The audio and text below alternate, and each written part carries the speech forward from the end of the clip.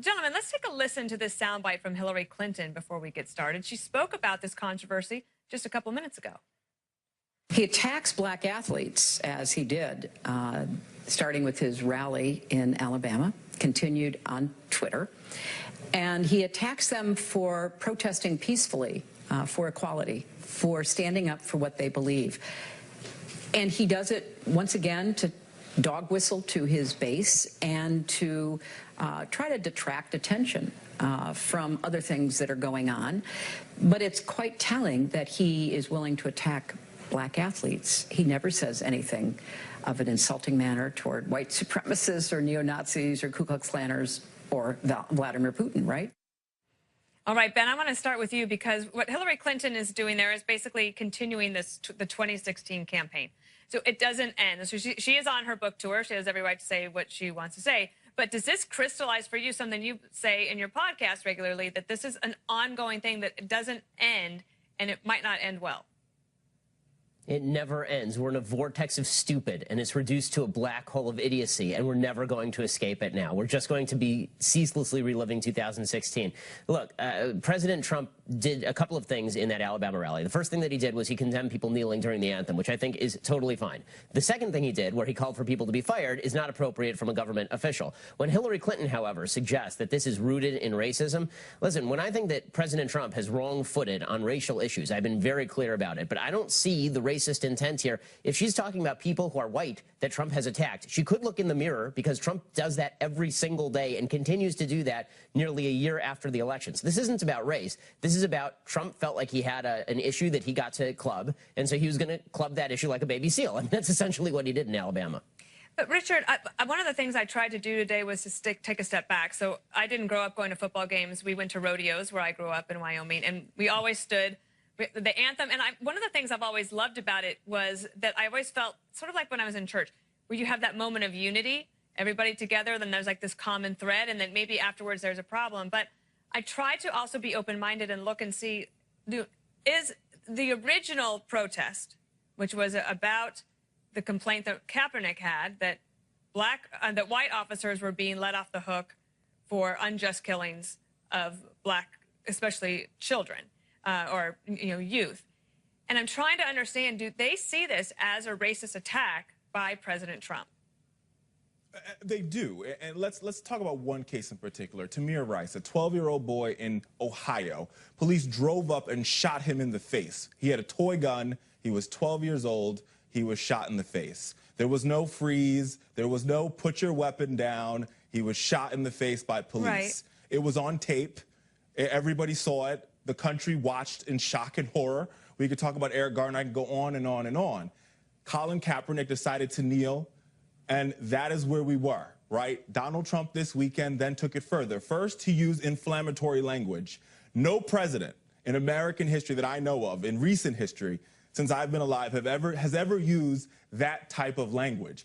Every American, the ideal, the president of the United States should be a role model to every child, right? I am 30 years old. I wouldn't use that language in front of my mother. My mom is watching tonight, which I won't repeat it. So the fact that we have a president that uses that language is disgusting. Right? So then let's move forward.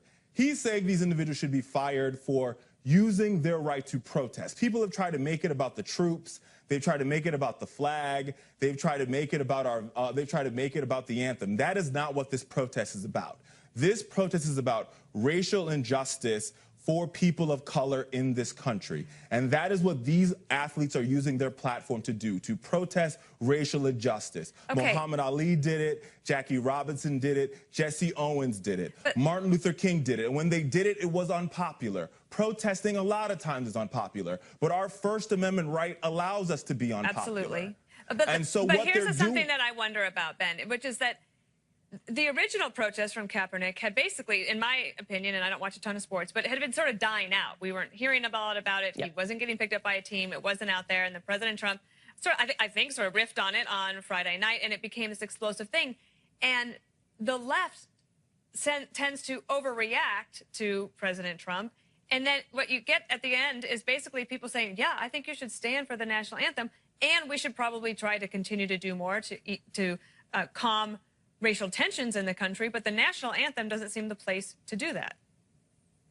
Yeah, I mean, there's a series of overreactions that happens here. So first of all, just to talk about the underlying issue with regard to police brutality being systemic across the country and then citing a case like Tamir Rice. Out here in California, there was a white homeless guy named Kelly Thomas who was beat to death on tape, and the officers eventually ended up getting off. Okay, that was not about racism. There is such a thing as police brutality having nothing to do with race. There were some 760 shootings of people by the police this year, according to the Washington Post. 9 of them were of unarmed black people. So the idea that there's this wide spate of these shootings happening across the country is just not true. Wrong, but no beyond matter if that, it's black or the white. idea, what basically happened here is that Colin Kaepernick started a protest. It didn't turn into a movement. It was basically dying out. Most players didn't like it. The vast majority of Americans didn't like it. And then President Trump decided to bring it up again. And then the left reacted, as they always do to President Trump, by falling directly into whatever trap I think he inadvertently set. Trump says, you know, anyone who kneels for the national anthem should be fired. And so now everybody on the left goes, well, then everybody should kneel for the national anthem. They basically react to him the same way that my 3-year-old daughter reacts to me when I'm using reverse psychology on him. It's just not smart. I mean, if you're on the left and you're trying to create a PR movement in favor of this movement,